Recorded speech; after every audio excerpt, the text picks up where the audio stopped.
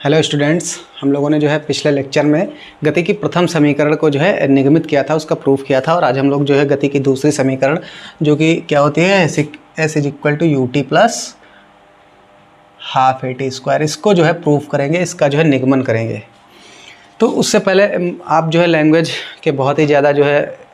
प्रेमी हैं, तो मैं आपको जो है लैंग्वेज पहले से इस बार लिख कर जो है बता रहा हूँ कि माना जो है किसी प्रारंभिक वेग u से गतिमान, क्योंकि अगर इस क्वेश्चन में मैं लैंग्वेज नहीं लिखता तो आपको एक समस्या आती है, जब आप लिमिट रखते वहाँ पर आपको दिक्कत आती है। इसलिए मैंने थोड़ा सा जो है ध्यान देकर पहले से ही लैंग्वेज लिख दिया इस क्वेश्चन में कि माना जो है प्रारंभिक वेग u से गतिमान कोई वस्तु जो है t बराबर 0 सेकेंड से चलना प्रारंभ करती है और वस्तु जो है एक समान त्वरण a से चलकर जो है t समय पश्चात जो है t समय में s दूरी तय करके v वेग प्राप्त कर लेती है। इससे आपको क्या पता चला, वस्तु का प्रारंभिक वेग क्या था u और अंतिम वेग क्या हो गया v, मतलब u से चली u वेग से और फिर उसने t समय बाद क्या वेग प्राप्त कर लिया v। और इस दौरान जो है उसका जो है जब चूंकि t बराबर 0 सेकेंड पर और 0 सेकेंड पर तो वो अपनी प्रारंभिक स्थिति से चली, तो वहाँ पर उसका विस्थापन 0 था और बाद में विस्थापन क्या हुआ s, और समय पहले 0 सेकेंड था और बाद में क्या हुआ t। तो अगर आपको ध्यान हो तो v इज इक्वल टू क्या होता है, विस्थापन परिवर्तन की दर यानी कि ds बाई dt। तो यहाँ से अगर हम dt को इधर भेजें तो ये v into d t is equal to ds।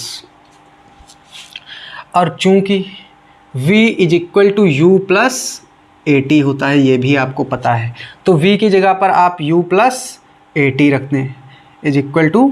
v की जगह पर u प्लस ए टी रखा आपने और dt को ऐसे ही उतार दें इज इक्वल टू ds। अब आप ध्यान दें, इस dt से अंदर मल्टीप्लाई करा दें तो u dt plus a into T into d T और इज इक्वल टू ds।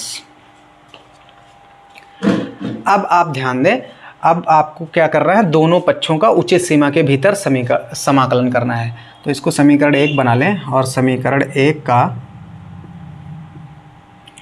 उचित सीमा के भीतर समाकलन कर दें,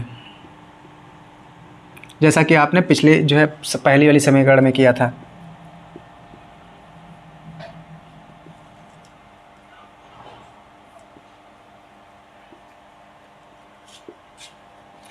तो जब आप समाकलन करेंगे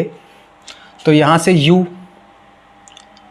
समाकलन किसके रिस्पेक्ट में होना है, t के रिस्पेक्ट में, और u दूसरी राशि है तो u का समाकलन होगा नहीं, तो इसको आप बाहर लिखिए तो u इंटू डी टी हो जाएगा प्लस, इसी प्रकार से t के dt है तो सिर्फ t का ही समाकलन होगा, a को बाहर लिख लीजिए और t into d t is equal to ds। और इधर तो कुछ है ही नहीं है, खाली ds है। अब लिमिट कैसे लगाएं, समस्या यहाँ पर आती है। t हम बात करें, यहाँ पर t की बात करना है हमको, t की बात करें तो वो 0 से क्या हो रहा था, t मैंने आपको पहले ही बताया था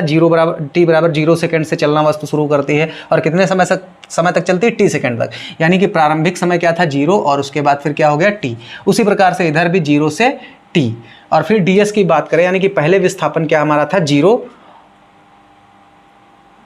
देखो t बराबर 0 से वस्तु चली यानी कि अपनी प्रारंभिक स्थिति से चली और प्रारंभिक स्थिति पर विस्थापन तो कुछ होगा नहीं भैया, समय नहीं हुआ, समय पर बदला नहीं तो विस्थापन क्या होगा, 0 होगा। तो प्रारंभिक स्थिति में विस्थापन 0 और फिर t सेकेंड बाद विस्थापन कितना हो गया s, तो 0 से s हो गया विस्थापन।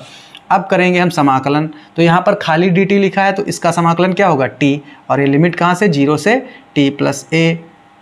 और इसी प्रकार t की पावर 1 लिखी है और t की पावर n का समाकलन आपको पता है, t की पावर n प्लस 1 बटे n प्लस 1, और यहाँ पर n की जगह पर 1 है तो 1 प्लस 1 2 हो जाएगा और नीचे n प्लस 1 यानी कि 2, और लिमिट कहाँ से कहाँ तक, 0 से t तक। उसी प्रकार से ds लिखा है तो इसका क्या हो जाएगा s और लिमिट 0 से s तक। अब आप लिमिट खोल दीजिए, आपको लिमिट खोलना आना चाहिए। वेरिएबल की जगह पर हम upper limit minus lower limit रखते हैं। पहले हम अपर लिमिट रखते हैं तो अपर लिमिट यहाँ पर क्या है t, तो पहले t की जगह पर हमको t रखना है और फिर t की जगह पर हमको 0 रखना है। देन उसके बाद फिर a, फिर हमको t की जगह पर t रखना है, बेसिकली t वही है, 1/2 आप कॉमन ले लीजिए तो खाली t स्क्वायर बचेगा यहाँ पर। तो पहले हमको t की जगह पर t रखना है तो ये t स्क्वायर हो जाएगा और फिर t की जगह पर हमको क्या रखना है 0, तो ये फिर 0 हो जाएगा बराबर s की जगह पर पहले हमको s रखना है माइनस लोअर लिमिट, s की जगह पर क्या रखना है 0। तो यहाँ से ये क्या आया ut प्लस 1/2, इसको हम 1/2 अलग से लिख सकते हैं, at स्क्वायर बराबर s। तो अब वही समीकरण आपके पास आ चुकी है, s is equal to u t plus half a t square. तो इस तरह से गति की दूसरी समीकरण भी हम लोगों ने प्रूफ कर लिया और अब हम लोग जो है अगले लेक्चर में जो है गति की तीसरी समीकरण को प्रूफ करेंगे।